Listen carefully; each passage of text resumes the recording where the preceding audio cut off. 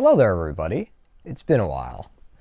I know a lot of you have been wondering if this channel is dead or if I'm even still alive. The good news is I am alive and I'm bringing the channel back. It's been a busy few years since I last saw you guys. Well, I've accomplished many things since then. Not only have I finally unlocked proper PCB designs, so you won't be seeing any more jank stuff like that thing's old guidance system, but I've also obtained a lot of really good equipment. It's the skills to use the equipment and become a far better engineer in the time since. Even got the title now. The day job has been keeping me very busy. Pandemic's really screwed with a lot of my pathing and downtime availability, so I haven't really been that focused on writing. I've posted a decent amount of off-the-cuff stuff on my other platforms, but I really rather to do a return to my older style of more produced out content, even though it's mostly just also off-the-cuff, but a little bit higher quality. What I'm basically doing as this return to it is I'm going to make a montage of what I've been up to these past few years, so you could get an idea of how far I've come, all the things that have happened since. Well, mostly just be the highlights. I haven't stopped doing rocketry. I've been very busy with rocketry stuff. One of my biggest accomplishments of the last bit of few years has been Hot Nozzle Summer. I was one of the original posters of the memes that led to the crew of friends being like, you know what? Let's make this an event, and brought together well over 100 people out in the desert. Now, nobody got heat stroke, nobody died, nobody got super dehydrated, so that's a giant win all around. And not only that, we also inducted a bunch of brand new people with new certs, and also really broke down a lot of barriers to entry for many people to get into the hobby. I made an attempt to get my L1, launched a rocket. It unfortunately went full missile, and I did not get my cert. I'm still working on it though, aiming for trying to fly up at probably MDRA before Hot Nozzle Summer, or Hot Nozzle Society as it's now known, for 2022's event. If not, I'll probably still make another attempt at the Hot Nozzle event, so you can look out for me there. So other updates have been, aside from mainly just being a return to content for actually making things, I'm going to be making a lot of process of engineering videos, basically how I engineer something from the ground up, or how I approach a problem and then break it down. They'll be like project log videos, but a little more intricate and usable as educational material for how you can plan your own projects, because that's something that I keep repeating a lot of, and most of these other channels that I've seen that do engineering stuff don't really walk you through like project planning or how they approach things, and they almost show you a finished, polished pass. They don't show you how they run into problems, stumble, fall, approach it, break down the problem, and then move on from that. That's one thing I really want to impress on people, because it's a major part of how I've learned and become a far better engineer for it in general.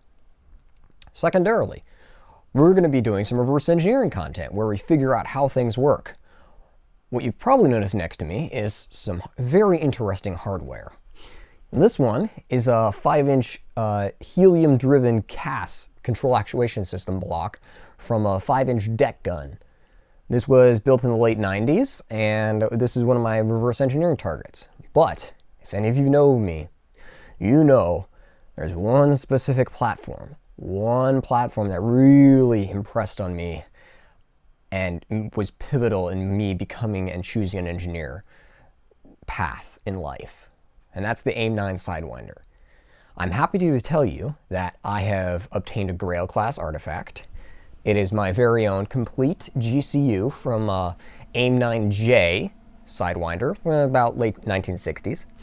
It is a hybrid stack, so it's using both transistors and vacuum tubes, which will be a very interesting project.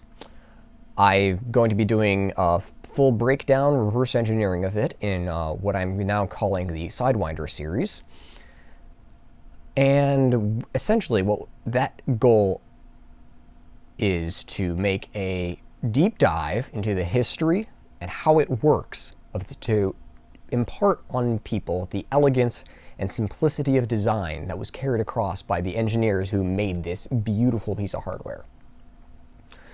First, I got to finish cleaning it up because the potting material is, to say the least, sticky and a mess.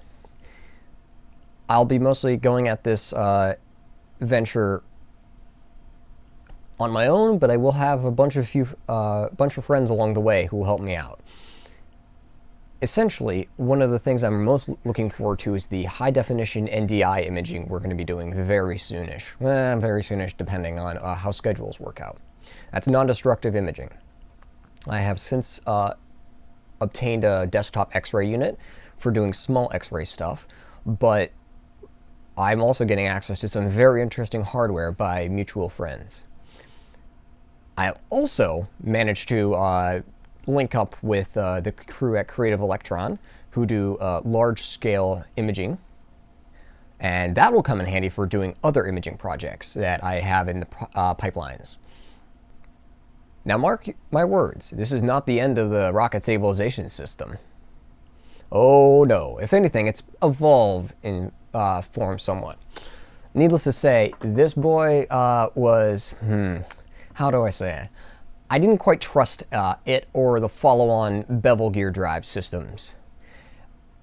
They're overall, like the amount of aero loading on these and the other design would have been impossible to ignore, and I really wouldn't feel safe putting it in front of a very high power motor.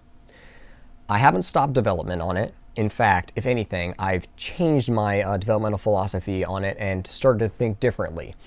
I'm currently working on some newer designs that are derived from missile heritage designs, and I'm currently in the proving phase of those. Although I don't have them on the table because they are very intricate, and I don't want to give spoilers out yet. But it is well in progress. I'm currently doing some more research into AOA stuff and the guidance algorithms required for that. But it's also going to be interesting doing that in parallel with reverse engineering the Sidewinder, because that one also has fin drive. However, that one's a hot gas driven, whereas I'm going to be doing electrical. And other projects are like finishing reverse engineering this, which is the Navair Spike F2M2, now known as just the Spike, which is an in-house designed unit from Nock, China Lake, and has been a fascination of mine since I read about it in a Wired article. Essentially, my plan is reverse engineer it, re-engineer it, then basically use that as a, hey, please hire me. Same thing with like the reverse engineering of the Sidewinder missile. Easiest way to get into somewhere, even though you don't have a degree, because I still don't have a degree, is to make yourself impossible to ignore. And what better way to do that than do it for real? All right, well, I think that's enough of me yik-yakking around. Let's get into that montage of the last few years. So here we go.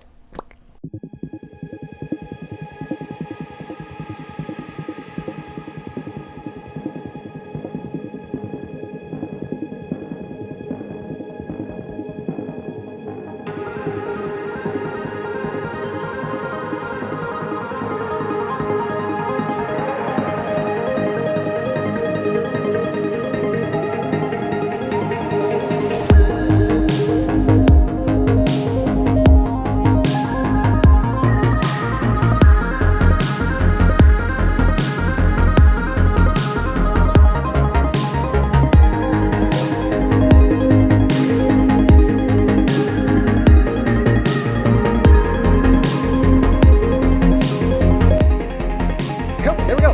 Ignition. We're away.